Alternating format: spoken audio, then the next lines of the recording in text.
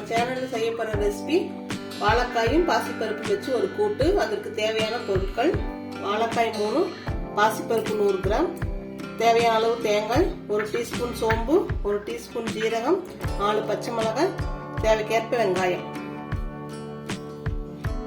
வாங்க வீடியோக்குள்ள போகலாம். ஆன் பண்ணி ஒரு பாத்திரத்தில் தேவையான அளவு தண்ணி விட்டுக்குங்க.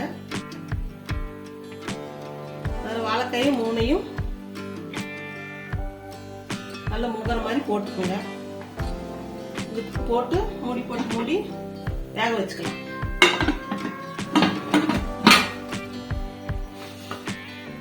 இது ஒரு 3 விசில் வரட்டும்.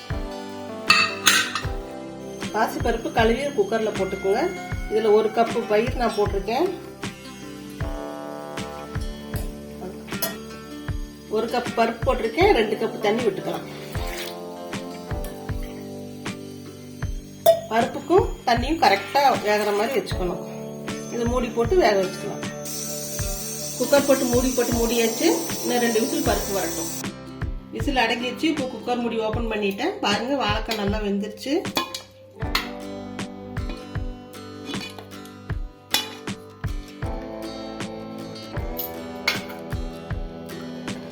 இது சூடு ஆறுனதுக்கு அப்புறம் தொலியை உரிச்சு எடுத்துக்கலாம். விசில் அடங்கிடுச்சு. மூடி ஓபன் பண்றேன். பாருங்க, தண்ணிக்கும் பருப்பும் கரெக்டா இருக்கு. இந்த மாதிரி தான் இருக்கணும். இது ஒரு பாத்திரத்துல மாத்தி எடுத்து வச்சுக்கலாம்.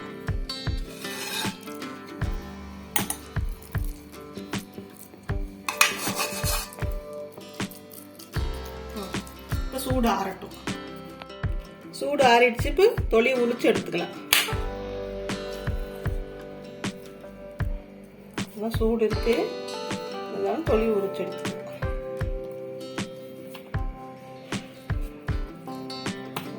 தொலி எடுத்துக்கலாம்.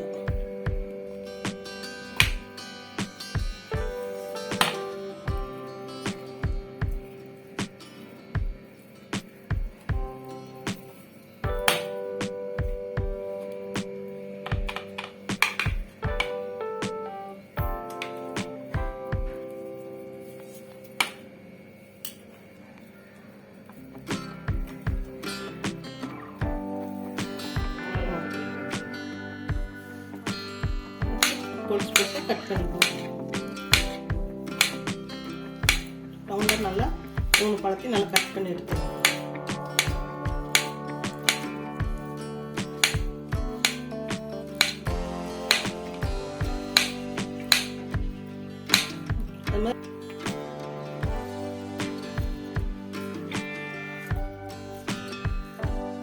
நமக்கு எந்த மாதிரி வேணுமோ அந்த மாதிரி கட் பண்ணி எடுத்துக்கலாம். பொடிசாவும் கட் பண்ணிக்கலாம், ரவுண்டாவும் கட் பண்ணிக்கலாம்.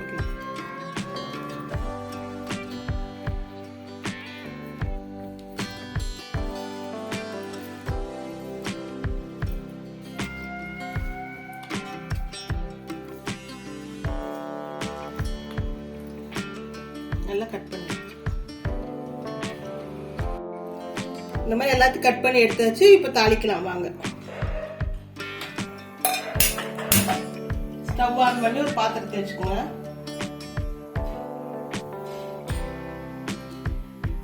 தேவையான அளவு ஆயில் விட்டுக்கோங்க.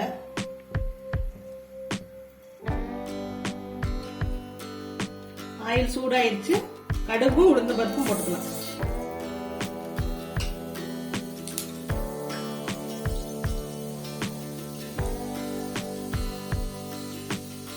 கூடவே 1/4 டீஸ்பூன் ஜீரகம், 1/4 டீஸ்பூன் சோம்பு,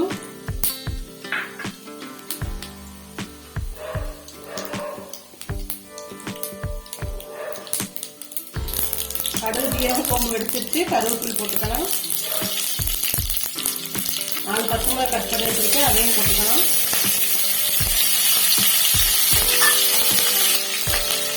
பூண்டு 4 பல்லு பொடிச்சா கட் பண்ணி வச்சிருக்கேன், அதையும் போட்டுக்கலாம்.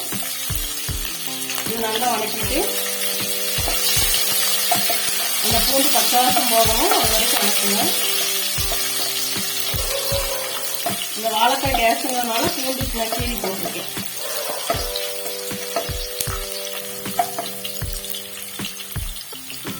பெரிய வெங்காயம் கட் பண்ணி வச்சுட்டு அதையும் உள்ள போட்டுக்கலாம்.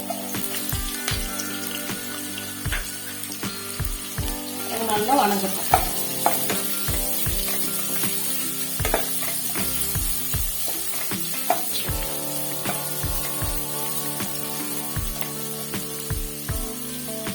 வெங்காயம் வணங்கட்டும். அதுக்குள்ள நம்ம எடுத்து வச்சுக்க தேங்காயை ஜார்ல போட்டு அரைச்சிக்கலாம். தேங்காய், மீதி இருக்கிற ஜீரகம்,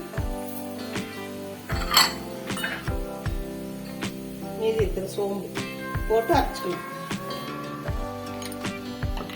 தண்ணி விடாம இந்த மாதிரி அரைச்சு எடுத்துக்கணும். வெங்காயம் நல்லா வதங்கிடுச்சு. இப்ப நம்ம கட் பண்ணி வச்சுக்கிற வாழைக்காய் இதுல போட்டுக்கலாம்.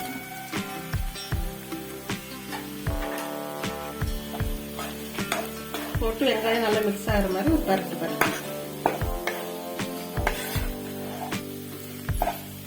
இது நம்ம பரட்டும் போதே வாழைக்காயெல்லாம் உடஞ்சிடும். உடஞ்சாலும் பரவாயில்ல, நம்ம தேவைக்கேற்ப கட் பண்ணிக்கலாம்.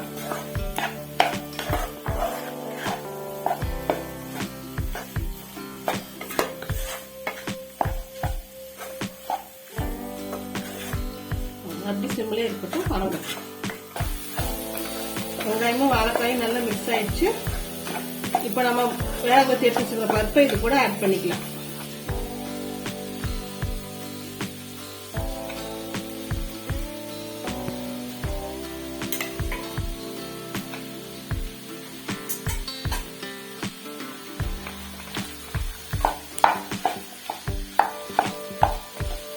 பருப்பும் நல்லா வாழைக்காயும் நல்லா மிக்ஸ் ஆகிற மாதிரி நல்லா கலக்கி விடுங்க.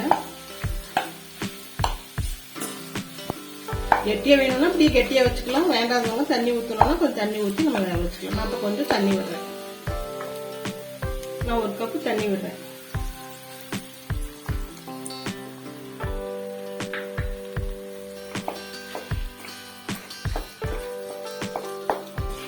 இதெல்லாம் நல்லா கலக்கி விட்டுட்டு தேவையான அளவு உப்பு போட்டுக்கலாம்.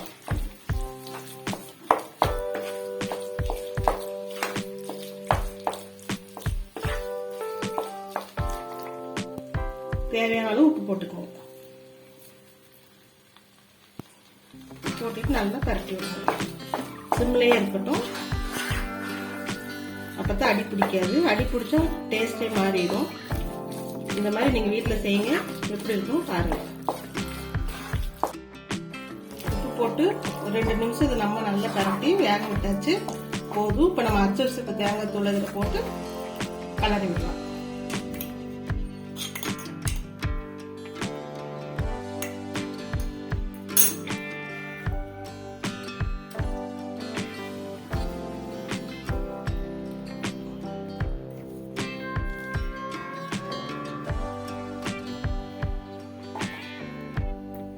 தூவிட்டு நல்லா கலக்கி விட்டுக்கலாம்.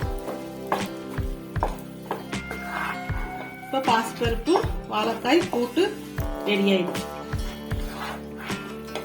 நம்ம பருப்புல வந்து தண்ணி அளவுதுன்னா, நம்ம பருப்புல ஏன் தண்ணி அளவா வச்சோம்னா தண்ணி ரொம்ப இருந்தா அது நல்லா இருக்காது. அதனாலதான் தண்ணிக்கு பருப்புக்கும் கரெக்டா வச்சு நம்ம வேணுங்கும் போது அளவுக்கு தண்ணி விட்டுக்கலாம். இப்ப பாருங்க கரெக்டா இருக்கு. இப்ப மல்லித்தலை தூவி ஸ்டவ் ஆஃப் பண்ணிக்கலாம். அப்படி மேல மல்லித்தலை தூவி ஸ்டவ் ஆஃப் பண்ணிக்கலாம்.